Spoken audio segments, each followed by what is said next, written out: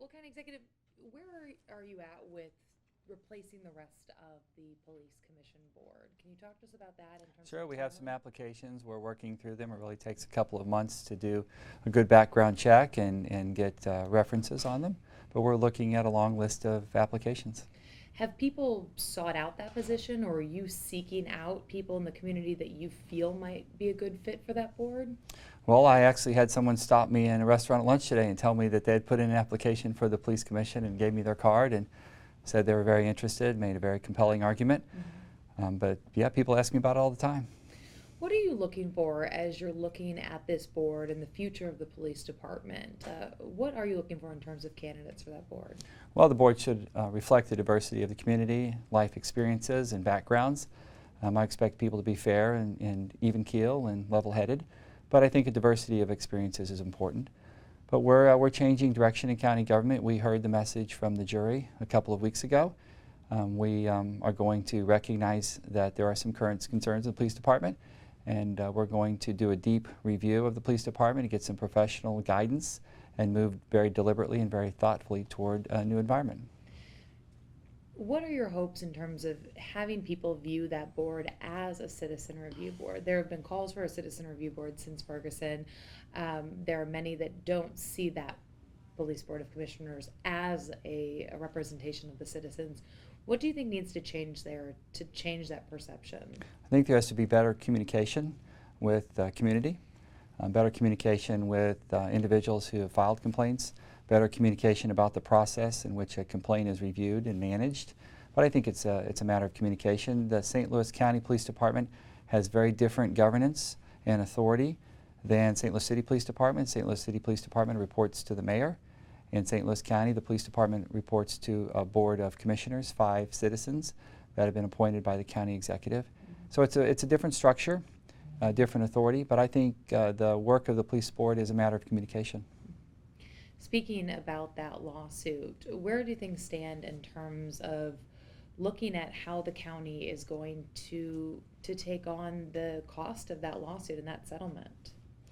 Well, we have insurance, but most importantly, I think the county has to make a decision about their position and how they're going to pursue this. So we're hiring outside legal counsel that will give us guidance and that will file the appropriate legal motions in this environment, and then I hope we can sit down and see if we can find a reasonable result.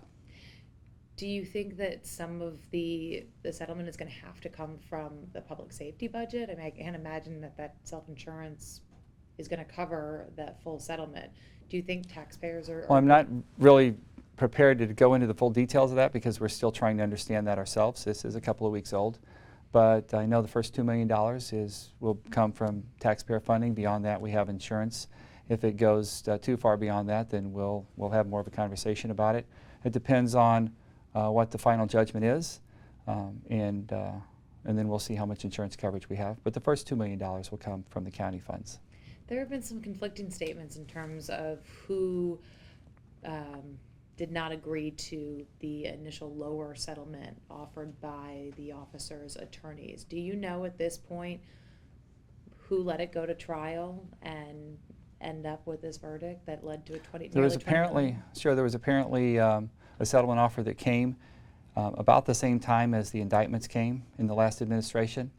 And when those indictments came, the last administration was really in turmoil, trying to collect information, to figure out what it meant, and to respond to it. And it's my understanding from the information I've received this week that that settlement offer was never answered. Do you think someone needs to be held responsible for this? I mean, the entirety of it. I mean, whether it's the discrimination that's alleged, as well as the settlement that will be paid for in some part by taxpayers. Well, I think the county's taking responsibility for the message that we heard from the jury trial, and we're going to take that message very seriously. The police board had an emergency meeting last week. They've asked for a deep study, a deep dive into their policies on promotions, their procedures, and the culture of the police department. And we've been talking this week about who we would have help us with that, and our county counselor's office will secure that consultant, and we hope we'll have them working in the next couple of weeks and get a report back in the next 90 days. Not just a report on what's happening, but a plan to move forward. But I think the whole county shares in that responsibility. We take it seriously. I want to move through this without spending a lot of time trying to find people to blame, but rather to move forward. You know, some would say if someone cost Mhm. $20 million to their employer, that they would probably not be in a job anymore. Right. So I think change starts at the top, and the top of the police department in St. Louis County is the Board of Commissioners, and we've started that process of change. We had 2 new commissioners approved last night at the county council meeting, but backgrounding a commissioner, reviewing an application, you know, that takes a few weeks. The worst thing we can do is do something in a hurry that isn't the right thing.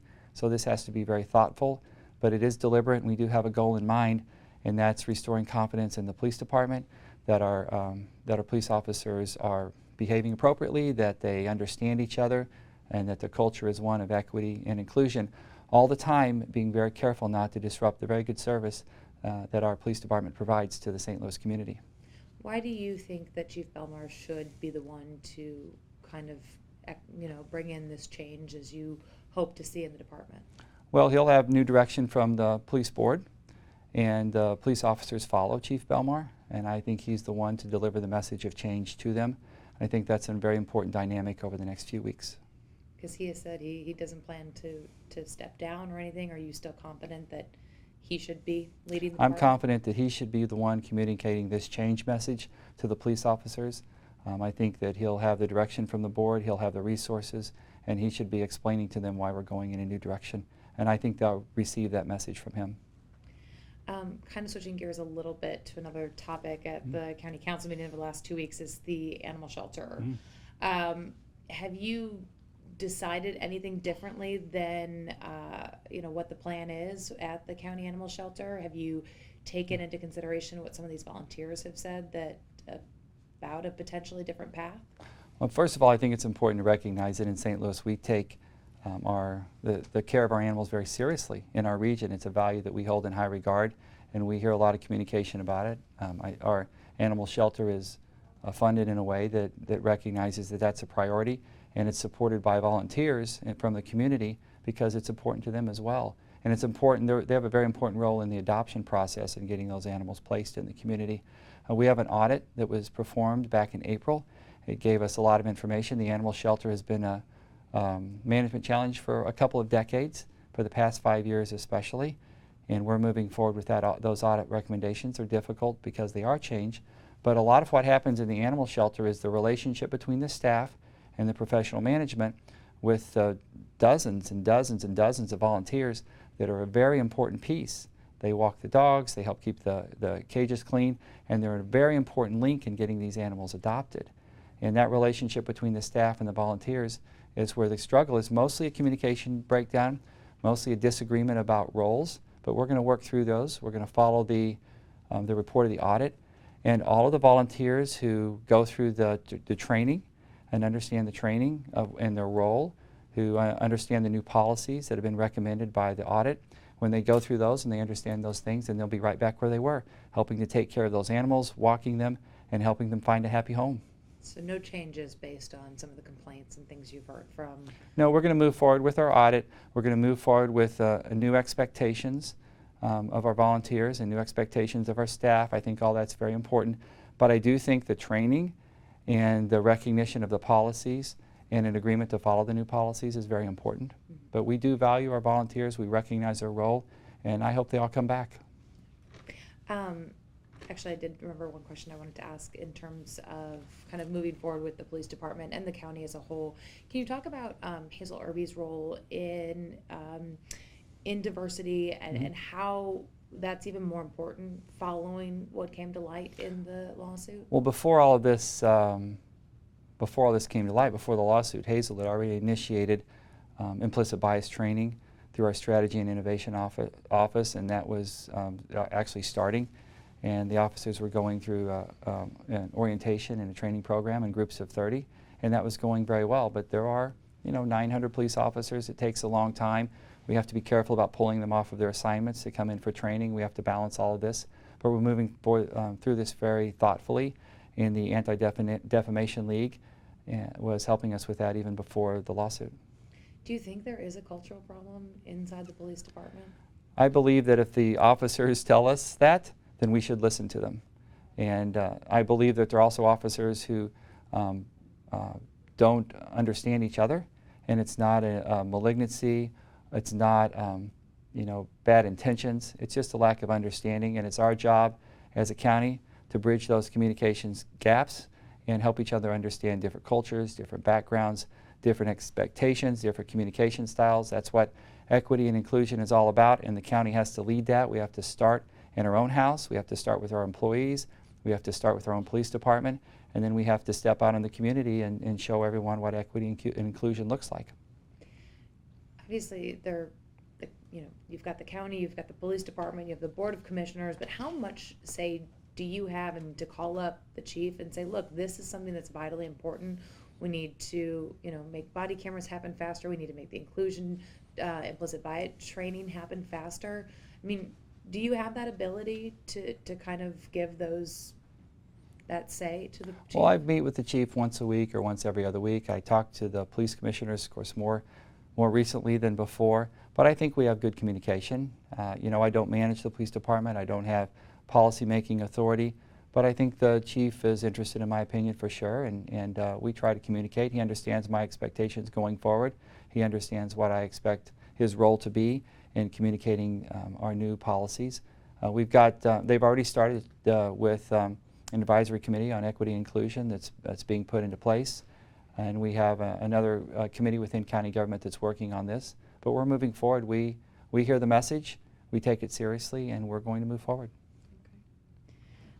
Have you made any decisions on whether or not you will be running for re-election? I'll be making an announcement in a couple of weeks. I expect you'll hear about it. Right now the most important thing is to do my job as county executive. The best way to get your next job is to do the one that you have really well. And when that decision comes, I will expect that the voters will make a decision based on the job that I'm doing now. It will be a referendum on my performance as county executive more than any promises that any of the other candidates would make. Anything else that, obviously there's a lot going on. There's a lot going on in county government. But anything else that you're excited about, looking forward to, that the county is working on? Well, I'm excited and interested to see what sort of conversation the Board of Freeholders can start.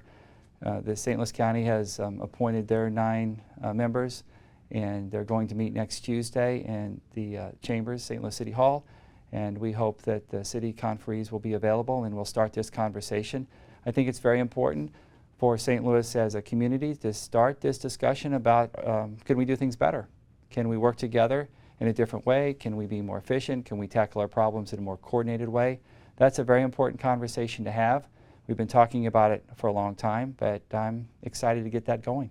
I think a lot of people might be a little confused about the Board of Freeholders, thinking that the Better Together plan sort of crashed and burned and didn't move forward, and now that there is still, there are still many people that are looking at what kind of connection we can have between the city and the county. What is your hope on that? Well, the most important thing is that we recognize that whatever comes out of the Board of Freeholders as a recommendation has to be voted on by St. Louis County voters and by St. Louis City voters, and no one else will have a say besides those 2 groups of voters, and whatever they decide could be accepted if it passes the voters. But the most important part of the Board of Freeholders is really to start a conversation. The Better Together plan was one plan. There are lots of other ideas in the community, but the most important thing is that everyone participates, that we keep an eye on equity and inclusion and what our goals are from this process, and that we come up with a work product that we can all talk about.